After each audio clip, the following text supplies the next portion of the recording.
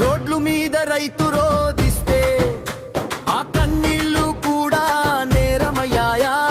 నీళ్లు భూమి అడిగితే దేశద్రోహ ముద్ర వేసారోయే. నోట రద్దుతో దెబ్బతిన్నది పేదవాడే ధనవంతుడు కాదు.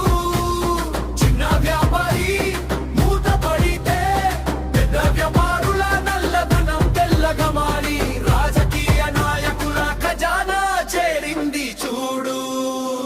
దేశం కాదు ఉపాధి కావాలి, ప్రజల రాజ్యం రావాలి. బీజేపీ హటావో, భారతదేశం బచావో.